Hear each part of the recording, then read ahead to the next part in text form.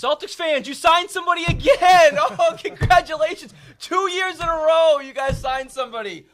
Welcome to Trigger Sports, everybody. I'm Jared Chandler alongside my partner, Travis Lavway. We're here at the fabulous Nashua studio of Dirty Water Media. And again, you guys signed somebody 2 years in a row. Finally. Oh, Al Horford last year, Gordon Hayward this year. Jeez, you guys must be riding on cloud nine right now, Yeah, huh? we're killing it. I'm pretty happy right now. It's been, again, 2 weeks since we last talked to you. Again, I apologize. 4th of July weekend. I was a little crazy, busy at work.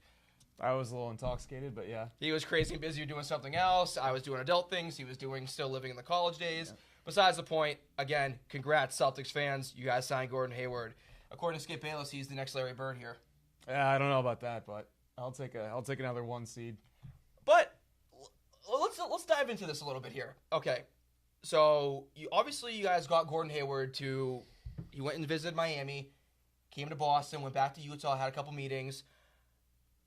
Does he now put the Celtics over the top as a contender, contending with Cleveland? And now can you even contend with some of the top teams in the West? I mean, maybe not the West, but definitely moving forward, I think we can. I mean, Cleveland didn't look too hot last year, at least into the playoffs. You know, LeBron might leave next year with Dan Gilbert and it's very true. All that. So I can't wait till next Kevin summer, Love trade rumors, all that. So Yep. There's a lot going on. And I think that moving forward, at least, we have him for 4 years. We have the 2 picks next year. Jason Tatum coming in. So Jason Tatum looks good, by the way. He does look He good. looks great in summer league ball. Better than Fultz. He looks great.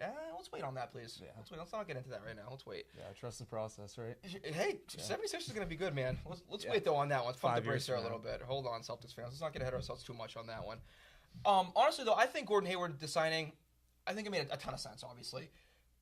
Yes, the connection with Brad Stevens. We all know that they almost beat Duke in 2010, National Championship game. Gordon Hayward had that half-court shot that rimmed in and out. I mean, we all seen the highlights over and over and over again.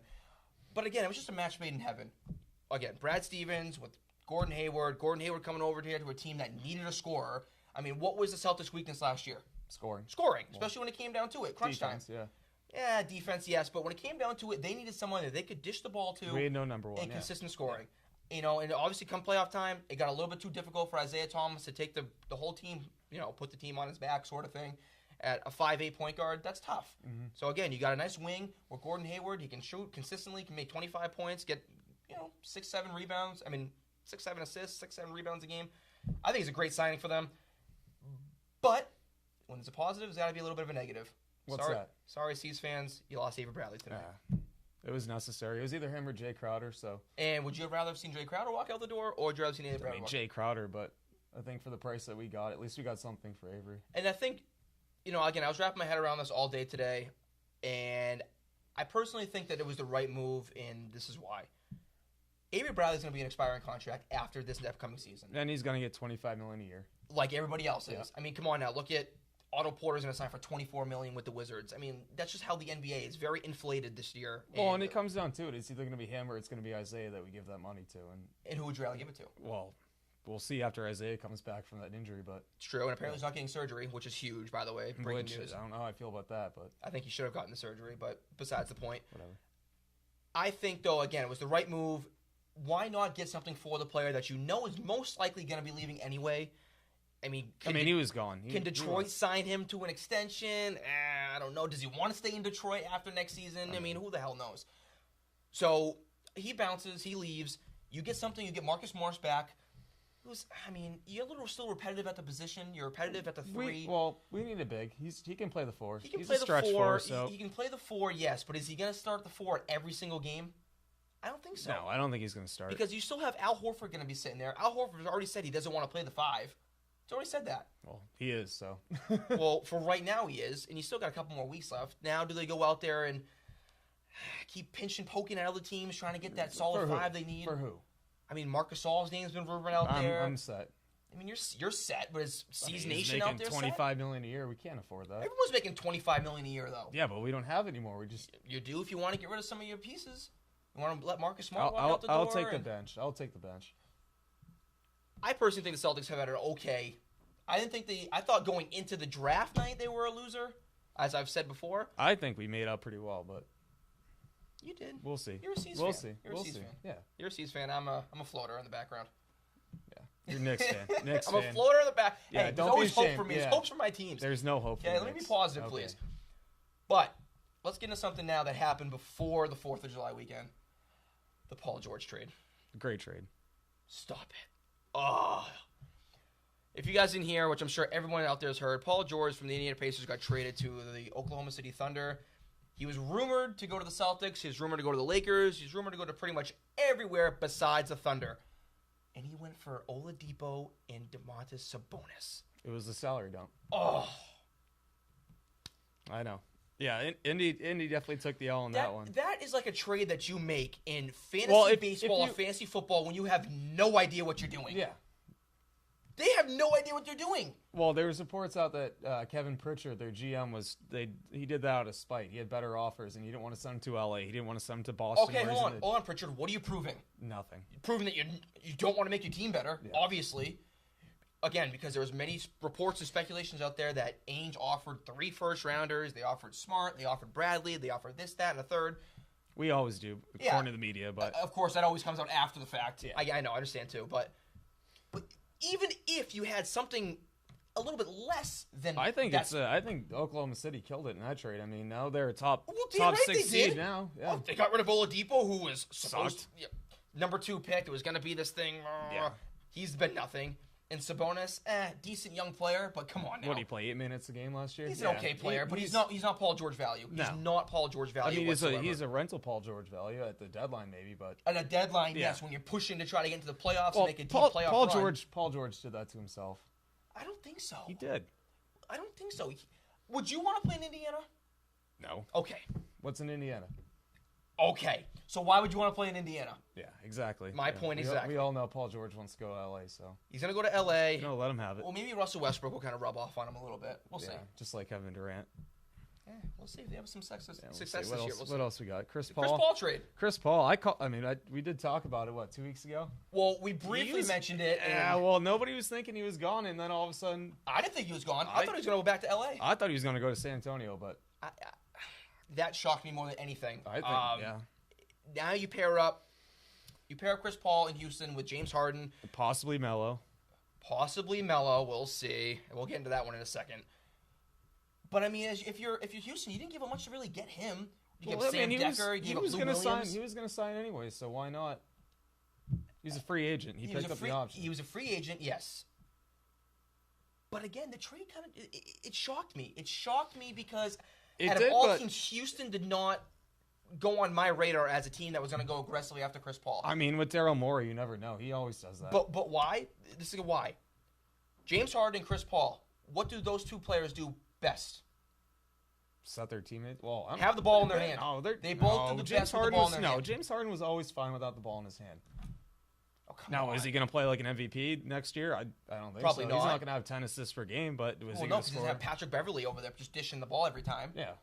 So they'll be fine. And they'll always, whenever Harden gets off the court, they're always going to have somebody who can handle the ball, and that's really the big takeaway from this trade. Well, again, we'll see how it works. I'm not too sure the chemistry is going to work right away with those 2. They have no bench. That's the issue. They really don't have a bench. But we'll see what happens. We'll see.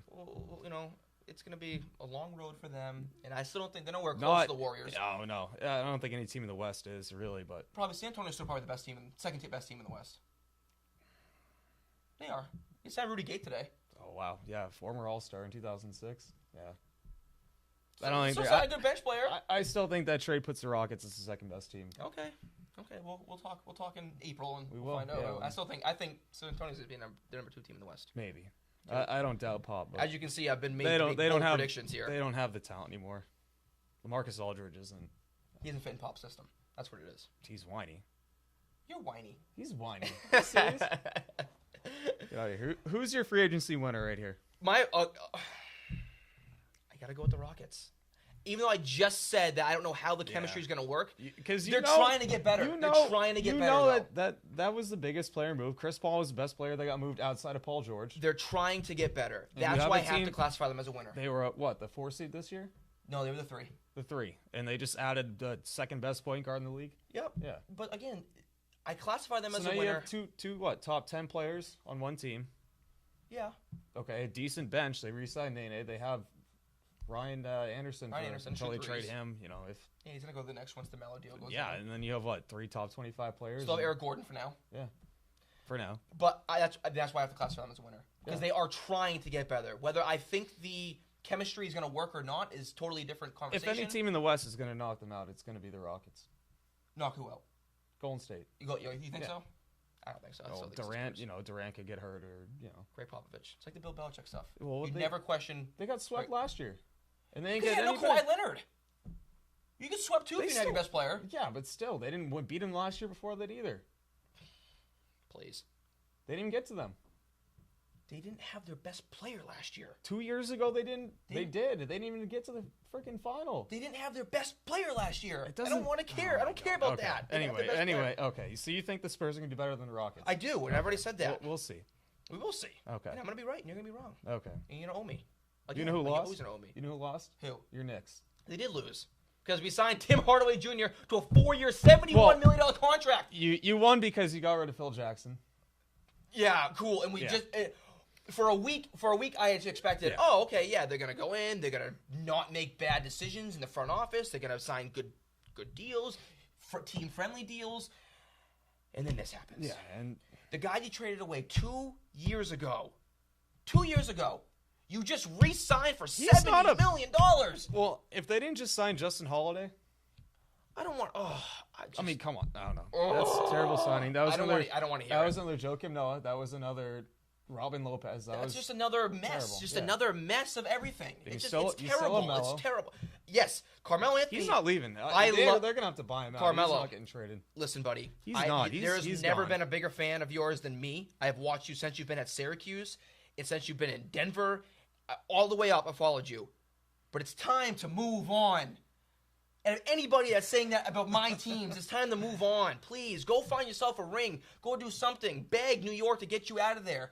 You're not with Lala anymore. You have no restrictions. Yep. Go do something. He should be. Go win some games, Melo. Yeah, please. For your own sake, I want to see you win. And I want to see the Knicks get a little bit better. Go younger. Not with Tim Hardaway giving him $70 million. God, it's terrible. Even if you get rid of him, you're still at the cap anyway. Dude, it's terrible. Yeah, it's terrible. You guys are screwed. You guys are worse than You guys are gonna be worse. If you lose Melo, you'll be worse than the Nets. Derrick Rose is gone. Derrick Rose is gone. Who's your loser? My loser is the Knicks and Indiana. So we're both on the same page. Yeah. Okay. Well, I mean, the Knicks didn't do anything and they sucked anyway. So enough basketball talk. I'm tired of basketball. Basketball's been fun.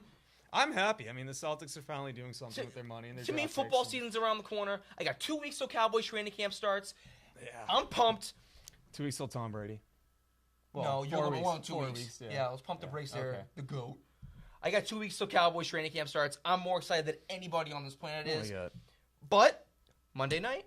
Home run derby. Home run derby. Home run derby. Home run derby. Who do you got? Who's your first pick? I got Cody Bellinger, the young phenom in LA. Phenom. The young phenom. He's had 24 home runs. What has he got? 54 RBIs, something like that? Yeah. And he missed the whole month of April? Come on. It's pretty impressive. I'll give him that. That's very impressive. And the only reason why he's playing right now for Dodgers is because Adrian Gonzalez got hurt. Yeah. Only reason why. Yeah, he's been pretty good. Pretty good? He's been playing for 2 months. Let him come back down to earth. He's not going to win the home run derby. Get out of here with that. For 2 months, he's hit 24 home runs. Yeah, and he's what? I don't know. I don't see it. I don't see him winning. I don't think he's going to beat Stanton. I don't think he's better than Aaron Judge. You taking the homer pick? Yeah. Giancarlo? Yeah. And if he doesn't win, it's going to be Aaron Judge. I don't think so. You think Cody Bellinger? Well, you know what I do hope, though? I hope that the home run derby gives one of these players a curse, like it typically does. Yeah. Every season. Well, let's hope it's Aaron Judge then. Yep. I hope it's Judge. I hope they give Judge a curse. So the next second half of the season, Judge bats about 210. Yeah. With I wouldn't mind that. That's half their RBIs. Team right there. That's all their offense, really. Yeah. And besides that, the Sox can kind of coast. And put Didi Gregorius in there too. Let him come back to earth and let the Yankees start sucking again. Like Starlin Castro's about 17 home runs this first half of the year. Okay. Good thing I got him for fantasy. Oh yeah, but they don't do PEDs anymore. No. Yeah. Hey, you can't talk about PEDs in baseball. Yeah. They're very frowned upon. Very. Even though the game was fun when that happened. Besides that, guys, it's been fun. I know tonight was kind of a quick show, quick hitter. But Travis and I... It's Friday. It's Friday, but listen to this. Again, football starting up soon, people. Get excited. Football next week on the show. All football, everything. I can't wait. He's excited. I'm excited. I know you're excited. Thanks for watching again. Stay cool, people. Talk to you later.